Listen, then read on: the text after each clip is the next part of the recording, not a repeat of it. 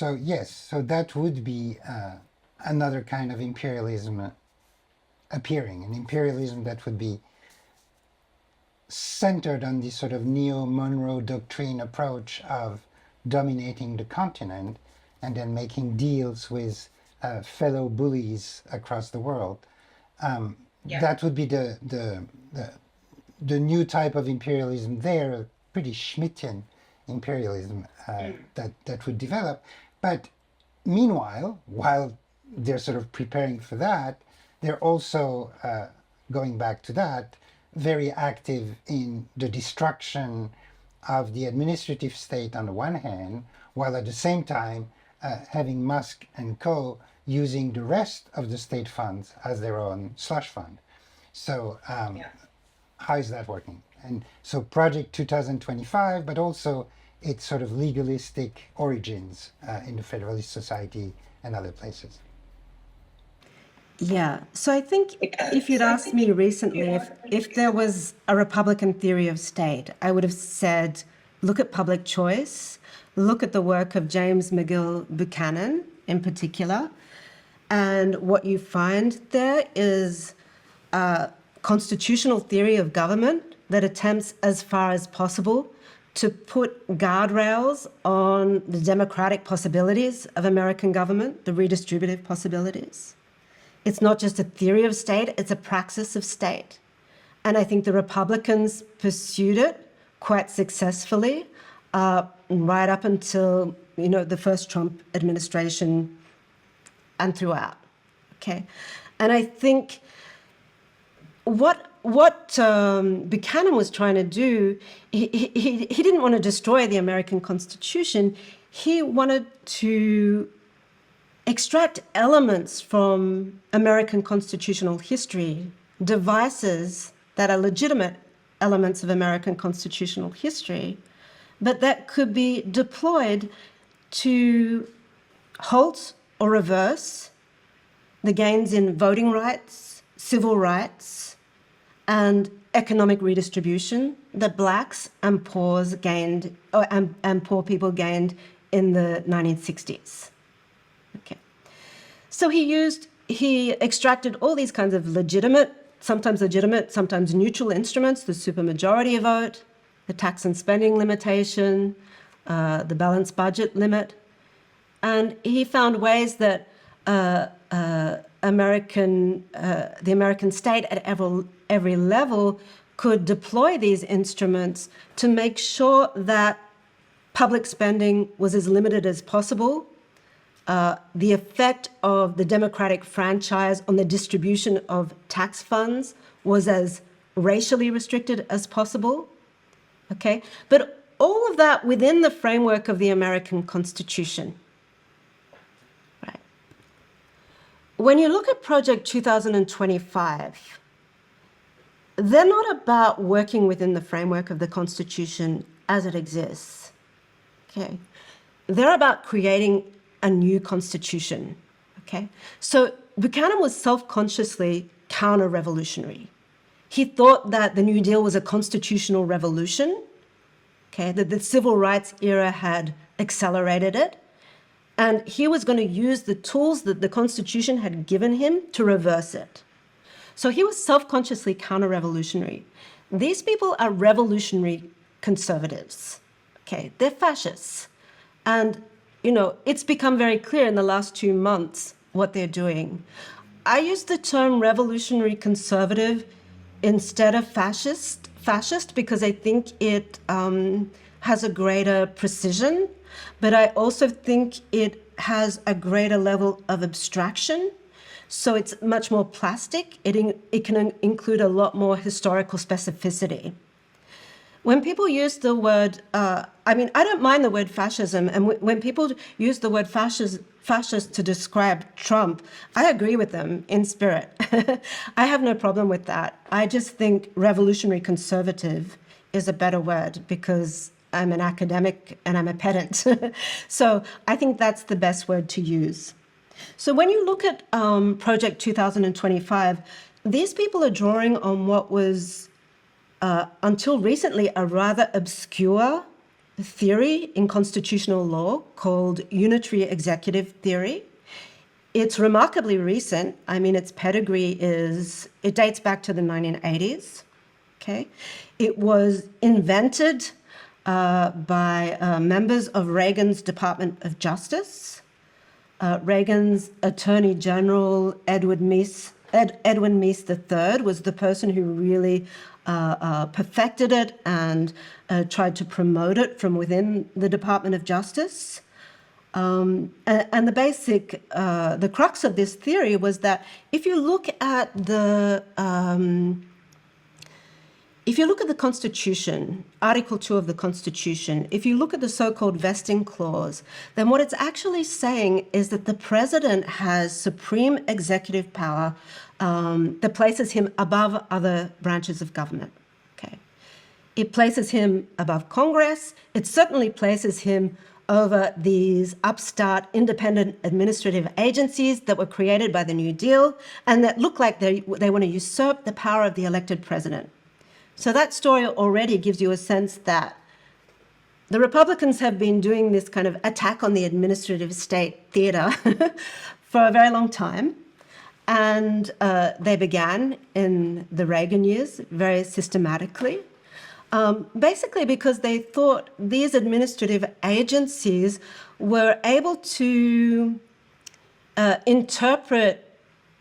They were working with regulations, a kind of history of environmental regulations and health and safety regulations, food and drug testing regulations, that they continued to enact even during an ultra-conservative presidency, and they arrogated to themselves the right to interpret statutes and regulations even when there was ambiguity. And people like Meese were like, surely this is the elected president, Reagan, who should be able to overrule you on this point, because they saw this as a kind of usurpation of political power by an unelected administrative elite. It's the kind of deep state idea. So unitary executive theory was supposed to give the judicial firepower to that attack. Okay, if you could say this is unconstitutional, the power that these administrative agencies have arrogated to themselves, then, you wouldn't have to fight them, on the procedural battleground, which is all very dirty and slow. You could just say, no, you can't do this, it's unconstitutional. So Meese tried to do this. He didn't get very far because he hit a wall in the courts. The courts just said, this isn't the Constitution. This is constitutional fabulation, okay? Which it was, So it didn't get very far. It was dead in the water, but it survives. And it survives in the networks of the Federalist Society, the conservative legal movement, okay? And it kind of bubbles along and no doubt gets disseminated, worked on. And as the Federalist Society becomes more and more powerful, you have generations of conservative legal law students who, are trained in this, who are willing to give it the time of day, who think, this might make sense, who elaborate it. It's still a theory. It's still a crackpot theory, okay? Until Trump nominates 3 ultra-conservative Federalist Society vetted Supreme Court justices in a row, and then the game is over. Because all 3 of these Supreme Court justices in the past have, at the very least, expressed a certain sympathy to unitary executive theory, okay? And one of them who's already there, Clarence Thomas, has done the same thing. Okay, so Trump now has this majority on the Supreme Court who we can strongly suspect will be very open to the idea of validating his supreme executive power. Now, when you look at Project 2025, the Mandate for Leadership publication that came out late last year, unitary executive theory is everywhere. Okay, it wasn't there in the last edition. Okay. So you can see that they've calculated, we now have the Supreme Court justices on our side, let's go for it. And actually, they've just continued to kind of, they've continued to fabulate. Like, this theory is kind of growing buds. And as far as I can tell, this idea that the president has a so-called power of empowerment, so the power actually to block funds that have been appropriated by Congress, so to block government spending at will, okay? That seems to have emanated from a think tank called the Center for Renewing America, I think, that was founded by Russell Vought, the Christian nationalist and one of the key co-authors of Project 2025, who is now head of the Office of Management and Budget. Okay. So you can see the kind of ducks starting to line up. And there's obviously been a lot of organization, a lot of memos going out, because when you look back at the article that Musk and Ramaswamy first published in the Wall Street Journal announcing Doge back in the day, they're talking about empowerment theory, the president's theory of empowerment, as if this is just a kind of transparent constitutional matter. Trump himself, who is notoriously illiterate in constitutional detail, he's rambling on about his power of Article 2 of the Constitution, his powers of empowerment, his executive powers. So he's obviously imbibed that. He's got that from the Constitution. So you've moved from constitutional constraints, which was a theory of state the public choice gave to the Republicans, and you've moved to kind of a reinvention of the Constitution. And fascists always do that. They always want a new constitution. I mean, every revolutionary movement wants a new constitution, but we're talking about revolutionary conservatives here. So this is their new constitution. The theory of empowerment is, I mean, if you tease out the threads, and if you look at Musk's raid of the Treasury, and if you look at Trump's threats towards the Federal Reserve, you're looking at a situation where these people want the president to have supreme personal authority. In his supreme personal authority, to have utter control over the fiscal powers of the state. So the person of the president and the Treasury, the most powerful fiscal institution in the world, the American Treasury, merge, or this is the vision. So we're looking at something, really quite extraordinary. And it's a form of power that I think defies a lot of the analytical language of, recent political theory, because the changes are so fast. It's a kind of merger of the most, I'll get back to what I think it is. So I think, in the long run, the shift has been from the neoliberal state form, which I would describe as an antisocial state. I use the term antisocial state to nuance the idea that neoliberalism is simply anti-state. I mean, everyone accepts this, but they don't go on to the next sentence. Well, why do they keep attacking the federal government or deconstructing the state? It's because their antipathy is toward certain elements or certain kind of archaeological layers of the state, okay? Everything that was introduced into the state under the impetus of the worker militancy, under the impetus of social democratic and radical left movements throughout the 20th century. It's almost as if they want to regurgitate those elements of the state that have forced the state to take on some kind of social obligations or actuarial obligations vis-a-vis its citizenry.